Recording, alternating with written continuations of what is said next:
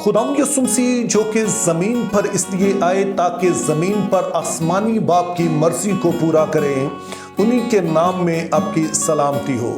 स्लीबी कलमात के हवाले से जो हमारी एक सीरीज चल रही है, आज उसकी सेकंड लास्ट वीडियो है जिसमें हम छठे स्लीबी कलमे पर बात करेंगे। तो आज जिस स्लीबी कलमे पर हम बात करने जा रहे हैं, इसका जिक्र जो है वो हमें यूहन्ना की इंजील उसका 19वां बाब और उसकी 30वीं आयत में मिलता है। लेकिन हम सिर्फ 30वीं आयत नहीं पढ़ेंगे बल्कि उसके साथ हम 28 और 29 आयत भी पढ़ लेंगे ताकि हम इस कॉन्टेक्स्ट को, जो इमीडिएट कॉन्टेक्स्ट है, उसको बेहतर तौर पर समझ सकें। तो खुदा के कलाम में यूं लिखा है, इसके बाद जब यस्सु ने जान लिया कि अब सब बातें तमाम हुई ताकि नविश्ता पूरा हो, तो कहा कि मैं प्यासा हूं। वहां सिरके से भरा हुआ एक बर्तन रखा था, बस उन्होंने सिरके में भिगोए हुए स्पंज को जूफे की शाख पर रखकर उसके मुंह से लगाया। बस जब यस्सु ने वो सिरका पिया तो कहा तमाम हुआ, और सर झुकाकर जान दे दी। अब बाइबल मुकद्दस की तफसीर में कई चीजें जो मददगार साबित होती हैं, उनमें सबसे बुनियादी चीज है कि हम इसके सियाक व सबाक की रोशनी में इस चीज को देखें। यानी कि जहां पर यह बात कही गई है, जिसको हम इमीडिएट कॉन्टेक्स्ट या फौरी सियाक व सबाक कहते हैं, तो इसीलिए मैंने 30वीं आयत के साथ 28 और 29 भी पढ़ी है ताकि हम बेहतर तौर पर इसका जो फौरी सियाक व सबाक है उसे समझ सकें। तो इन आयत में हमें बताया गया कि यस्सु मसीह जब सलीब पर हैं तो वहां पर वो गौर करते हैं कि जो कुछ भी मेरे बारे में लिखा हुआ था क्या वो पूरा हो गया। तो वो कहते हैं कि मैं प्यासा हूं ताकि जो एक बात रह गई है जो उनके हक में लिखी है वो भी पूरी हो जाए, जिसके बारे में कल की वीडियो में हमने बड़ी तफसील से बात की थी। यानी कि जो 5वां कलमा है उस पर हमने काफी डिटेल में बात की। और जब वो कहते हैं कि मैं प्यासा हूं तो उसके जवाब में जब उन्हें सिरका पिला दिया जाता है तो वो समझते हैं कि अब सभी बातें मेरे बारे में जो लिखी हैं वो पूरी हो गई हैं। तो फिर वो कहते हैं तमाम हुआ। तो इस तरह से हम देखते हैं कि इस कलमे का जो फौरी सियाक व सबाक है, इमीडिएट कॉन्टेक्स्ट है, वो हमें बताता है कि यस्सु मसीह का ये कहना कि तमाम हुआ, इससे मुराद ये है कि वो सभी बातें जो किताब मुकद्दस में यानी कि जो अहद अतीक है उसमें लिखी हैं वो उनमें पूरी हो गई हैं।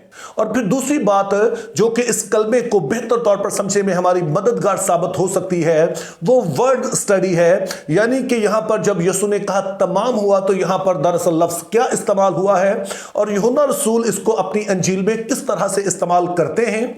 तो यूनानी जुबान में जो लफ्ज तमाम हुआ के लिए इस्तेमाल हुआ है वो टलेओ है। अब यूहन्ना के इंजीली बयान में यह लफ्ज टलेओ जो है वो लगभग 6 दफा इस्तेमाल हुआ है और यह बड़ा ही मुफीद होता अगर हम इन सारी आयात पर गौर कर पाते तो हम और भी ज्यादा इस चीज को समझ सकते थे। लेकिन चूंकि हमारी वीडियो में टाइम इतना नहीं होता है तो यहां पर मैं सिर्फ 3 हवाले आपके सामने पढ़ना चाहूंगा।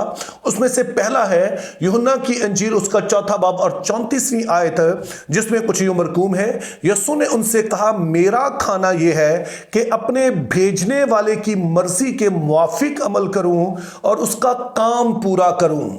अब इस आयत में 2 अहम चीजें नोट करने वाली हैं। पहले नंबर पर हम देख रहे हैं कि यस्सु मसीह कहते हैं कि मेरा खाना यह है कि मैं अपने भेजने वाले की मर्जी पूरी करूं, और ये दरअसल वही अल्फाज हैं जो यस्सु मसीह ने बियाबानी आजमाइश के दौरान कहे थे कि आदमी सिर्फ रोटी से जीता नहीं रहेगा बल्कि हर उस बात से जो खुदा के मुंह से निकलती है। तो वही यहां पर अल्फाज हम देखते हैं, यानी कि वो सभी कुछ जो खुदा ताला ने हुक्म दिया है अपने लोगों को करने के लिए, दूसरे लफ्जों में जो शरीयत है सारी की सारी, उस पर अमल करने के लिए। तो एक तरफ तो यीशु इस तरफ इशारा करते हैं कि मेरा खाना यह है, यानी मुझे आसूदगी इस बात से मिलती है कि मैं वो सभी कुछ जो बाप की मर्जी है, जो कुछ भी उसने करने के लिए कहा है मैं उसे करूं। लेकिन दूसरा जो खास बात है वो कहते हैं कि उस काम को पूरा करूं जिसको करने के लिए बाप ने मुझे भेजा है। तो यहां पर जिस लफ्ज का तर्जुमा पूरा करना कहा गया है यही वो लफ्ज टलेओ है। तो इससे जो टलेओ का मतलब हमें समझ आता है वो ये है कि किसी की दी हुई जिम्मेदारी को पूरा करना। और इस वाली आयत का सियाको सबाक यह है कि यीशु मसीह सामरिया के इलाके में आए हैं ताकि ना सिर्फ इस औरत बल्कि दीगर सामरी जो हैं उनको जो है वो पैगाम दे सकें कि वही मौदा मसीह है जिनके वसीले से सिर्फ यहूदियों ने नहीं बल्कि सामरियों और बाकी सब ने निजात पानी है।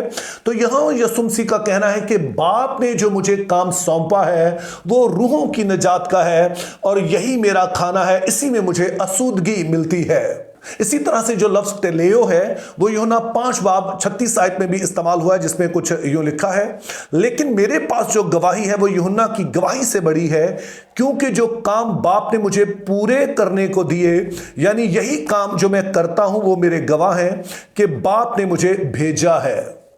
अब यूहन्ना 4 बाब 34 आयत में देखा कि वहां पर स्पेसिफिकली यीशु मसीह निजात की तरफ इशारा कर रहे हैं, निजात का काम। लेकिन यहां पर वो सिर्फ एक काम की बात नहीं करते हैं, यहां पर वो कहते हैं कि जो काम पूरे करने के लिए दिए हैं, यहां पर प्लूरल इस्तेमाल हुआ है। तो इसको हम समझ सकते हैं यूहन्ना 17 बाब उसकी 4 आयत में, जिसमें कुछ यूं लिखा है, जो काम तूने मुझे करने को दिया था उसको तमाम करके मैंने जमीन पर तेरा जलाल जाहिर किया।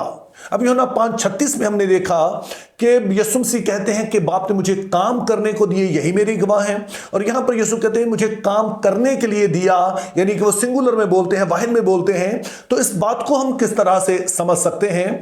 तो उसके लिए जो की वर्ड यहां पर है वो है जलाल जाहिर करना। अब बाइबल मुकद्दस में खुदा का जलाल या खुदा का जलाल जाहिर करने से मुराद यह होता है कि खुदा खुद अपने आप को या फिर उसके लोग उसको इस तरह से जाहिर करें जिसके सबब से उसकी तमजीद हो। और यूहन्ना की अंजील में हमें 7 यीशु मसीह के मौजज़ात दिखाए गए हैं जिसके जरिए से उन्होंने बाप का जलाल जाहिर किया। उनमें से पहला है कि जब यीशु मसीह ने काना गलील की शादी में पानी को मह बनाया और उस शादी वाले घर को एक बहुत बड़ी शर्मिंदगी से बचा लिया। और इसी तरह यूहन्ना की इंजील में दूसरा मौजज़ा है कि जब यीशु मसीह एक सूबेदार का जो नौकर है और वो बीमार है और दूर ही से यीशु मसीह उसे शिफा देते हैं, तो यूं यीशु मसीह सूबेदार के नौकर को शिफा देकर उसकी जान को मौत से बचाते हैं। और फिर तीसरा मौजज़ा हम देखते हैं कि जब यीशु मसीह एक शख्स को जो कि 38 साल से बीमार है उसे शिफा देते हैं और इसको उस मजूरी से निजात देते हैं, इससे उसे रिहाई बख्शते हैं।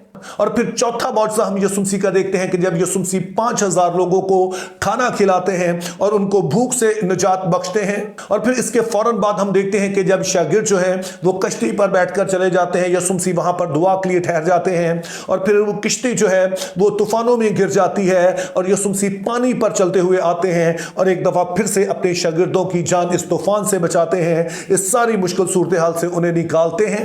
और फिर छठा मौजज़ा देखते हैं कि जब यीशु मसीह एक जन्म के अंधे को शिफा बख्शते हैं और उसे जिंदगी भर की जो तारीकी है उससे निजात बख्शते हैं। और फाइनली हम देखते हैं कि लाजर जो मर चुका है उसको वो जिंदा करते हैं और उसे मौत से रिहाई देते हैं। तो जब यूहन्ना 5 बाब 36 आयत में कहता है तो वो इन सभी कामों का जिक्र कर रहा है। और जब 17 बाब उसकी 4 आयत में कहता है तो वो इसका लुब्बे लबा बता देता है, क्योंकि इन सभी कामों के वसीले से एक बुनियादी काम जो हुआ वो खुदा का जलाल जाहिर हुआ।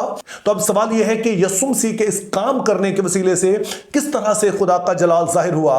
तो उसके लिए ज़हन में रहे कि खुदा की जो सफ़ात हैं उनके जाहिर होने से ही खुदा का जलाल जाहिर होता है, क्योंकि जब उसकी सफ़ात जाहिर होती हैं उससे लोगों को फायदा पहुंचता है तो वो फिर खुदा की तमजीद करते हैं।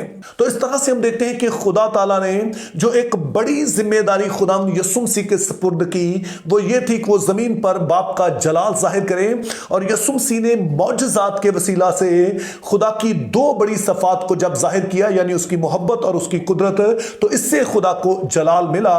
लेकिन ये दोनों ही बातों का जो बेहतरीन और सबसे बड़ा इजहार हुआ वो सलीब पर हुआ, कि जहां पर एक तरफ तो हम खुदा की मोहब्बत को देखते हैं, खुदा ने दुनिया से ऐसी मोहब्बत रखी कि अपना इकलौता बेटा बख्श दिया ताकि जो कोई उस पर ईमान लाए हलाक ना हो बल्कि हमेशा की जिंदगी पाए। तो एक तरफ तो यीशु मसीह का सलीब पर इवजी के तौर पर जान देना बाप की मोहब्बत का इजहार है, और जाहिर है इससे बेहतर खुदा की मोहब्बत का इजहार हो नहीं सकता है। लेकिन दूसरी तरफ यहां पर खुदा की कुदरत का भी इजहार शुमार हुआ। जैसा कि हम पहला कुरिन्थियों पहला बाब 18 आयत में पढ़ते हैं कि सलीब का पैगाम हलाक होने वालों के नजदीक तो बेवकूफी है, मगर हम निजात पाने वालों के लिए खुदा की कुदरत है। तो सलीब पर हम निजात की कुदरत का तजर्बा करते हैं। तो जो कुछ यीशु मसीह जमीन पर रहते हुए करते रहे, यानी खुदा की मोहब्बत और खुदा की कुदरत को इन मौजज़ात के वसीला से जाहिर करते रहे, तो सलीब पर यह बात अपनी अरूज को पहुंचती है। तो इसीलिए जान देने से पहले यीशु मसीह कहते हैं तमाम हुआ, यानी कि वो जिम्मेदारी जो बाप ने मेरे स्पुर्द की थी कि मैं जमीन पर उसका जलाल जाहिर करूं, उसको मैंने अंजाम तक पहुंचा दिया है।